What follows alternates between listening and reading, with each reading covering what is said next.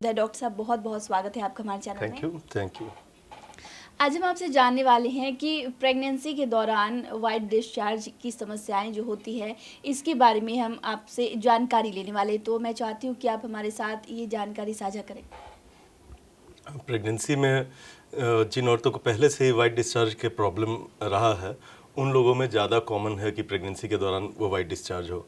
और प्रेगनेंसी में चूँकि हार्मोन्स की मात्रा बहुत ही ज़्यादा बढ़ जाती है और उसी के चलते वहाँ पे लुब्रिकेशन भी होता है, तो प्रेगनेंसी में नॉर्मली भी थोड़ा सा पानी की मात्रा जो हम लोग का रिप्रोडक्टिव ट्रैक्ट रहता है उसमें ज़्यादा रहता है और वेजाइनल डिस्चार्ज की समस्या बढ़ सकती है, ज़्यादा हो सकता है। इसके साथ ही साथ प्रेगनेंसी में एक इम्यूनो कॉम्प्रोमाइज्ड स्टेट होता है, हम लोग के बॉडी का इम्यूनिटी जो होता है वो थोड़ा घट जाता है, इसलिए कि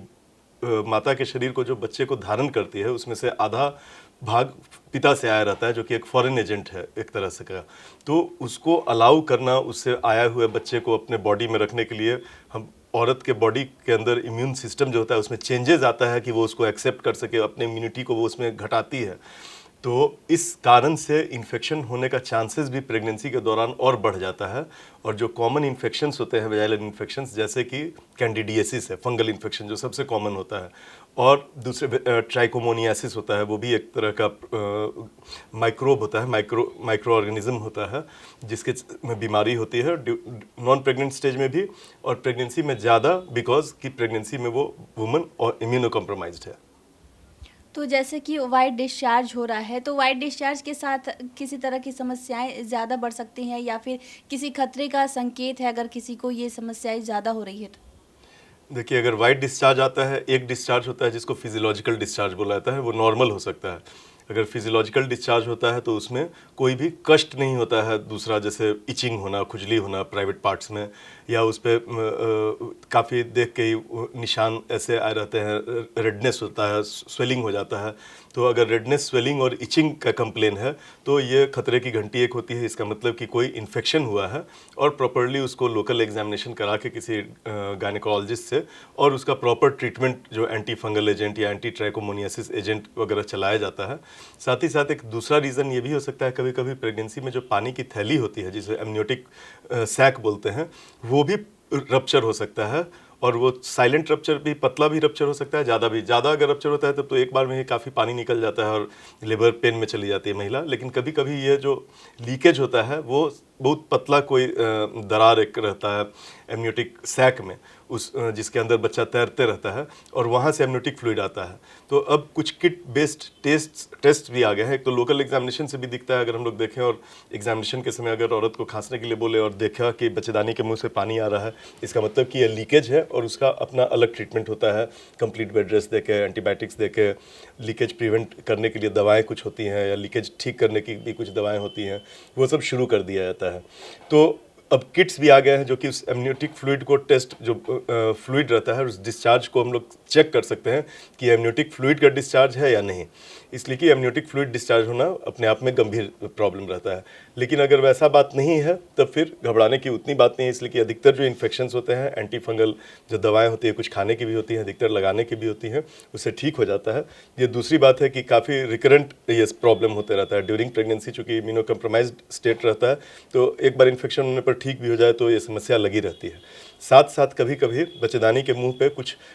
दूसरा इरोजन कहते हैं, जिसमें कि बच्चेदानी के मुंह का जो स्किन होता है वो चेंज हो जाता है, तो वो सबसे भी होता है। तो लोकल एग्जामिनेशन, कोई भी इस तरह का प्रॉब्लम हो तो एक बार एग्जामिनेशन करा लेना बहुत ज़रूरी है कि ये नॉर्मल चीज़ है या थोड़ा इन्फेक्शन है या कोई सीरियस प्रॉब्लम है।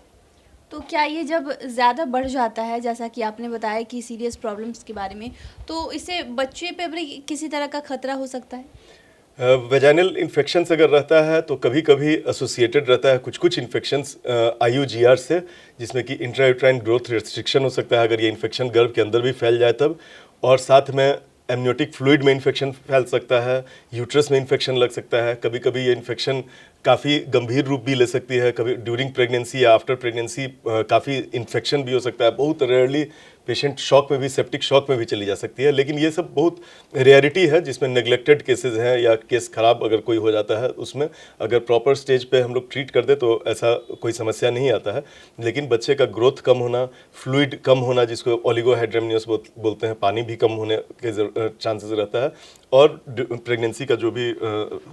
रहता है, मेम्ब्रेन्स वगैरह रहता है, उसमें भी इन्फेक्शन लग सकता है।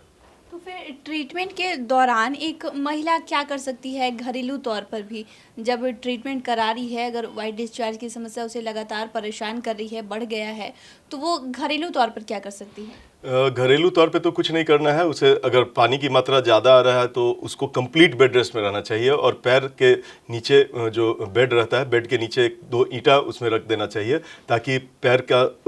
उठा हुआ रहे और सिर नीचे की ओर रहे, ताकि लीकेज जो है ग्रेविटी के चलते और ज़्यादा बढ़े नहीं। तो मेनली यही करना है, और कोई घरेलू नुस्खा उसमें नहीं यूज़ करना है। तुरंत डॉक्टर के पास जाना है। डॉक्टर के पास भी जाएं, अगर फ्लूइड ज़्यादा आ रहा है तो अच्छा रहता है कि कोई गाड़ी वगैरह या ऐसे चीज़ में जाएं जिसमें कि वो लेट के जा सके। बैठे बैठे काफ़ी दूर जाने पर फ्लूइड की मात्रा बहुत ज़्यादा भी निकल सकती है, और अर्ली स्टेज में ही डिस्चार्ज हो तो तुरंत दिखा लेना चाहिए कि ये नॉर्मल डिस्चार्ज है, जिसको हम लोग फिजियोलॉजिकल डिस्चार्ज बोलते हैं, या ये इन्फेक्शन का डिस्चार्ज है, या कोई खतरे की चीज़ है। अल्ट्रासाउंड से भी बहुत बार पता चलता है कि बच्चेदानी का मुंह छोटा हो रहा है, तो इसमें लीकेज होने का डर ज़्यादा रहता है। तो शुक्रिया डॉक्टर साहब, जो आपने इसके बारे में, वजाइनल डिस्चार्ज के बारे में हमारे साथ जानकारी साझा की है, उसके लिए बहुत बहुत शुक्रिया। Thank you.